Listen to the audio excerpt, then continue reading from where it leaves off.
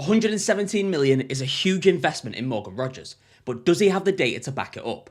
We're joined by Opta data editor Gary Mabbutt to discuss the transfer in more detail. Gary, thank you for joining us again. How are you? All good, mate. How you doing? Yeah, I'm good, thank you. I'm excited because I'm someone that's a big fan of Morgan Rogers.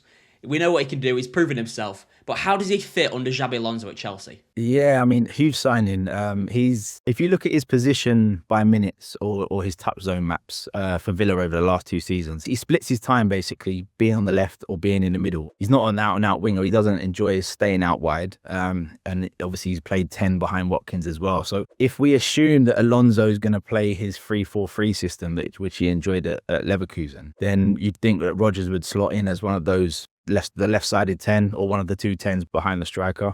Of course, he can play in a 4-2-3-1 and he can then play left or 10 as well.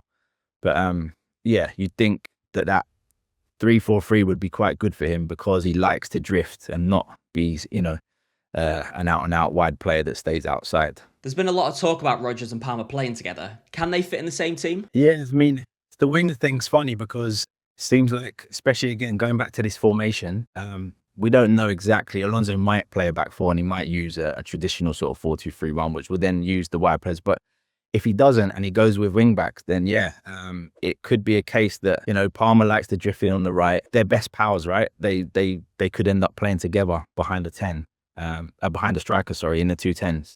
And yeah, it really, it'd be interesting to see what he does formation-wise and whether we sell a winger because we don't need as many wide ones now.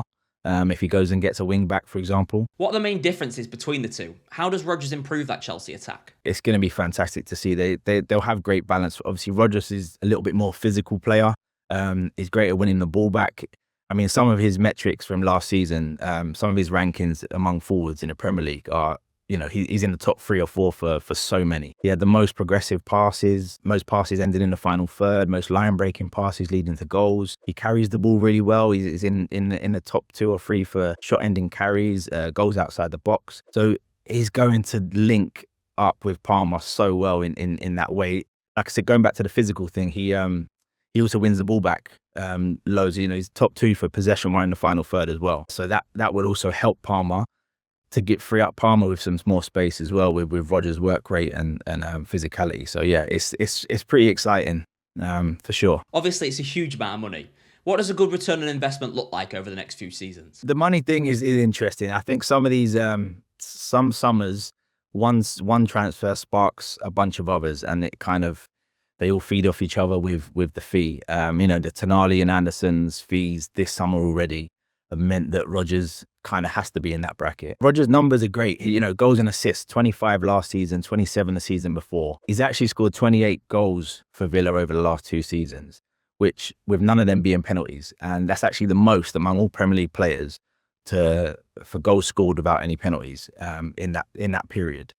Like, in terms of then what he goes on to do now with Chelsea, with Alonso, with the sort of presence and the mentality that brings, they're going to be hungry for titles, hungry for winning. He's already been quoted as saying he's signed for the biggest club in London, which is obviously a massive deal given that Arsenal just won the league.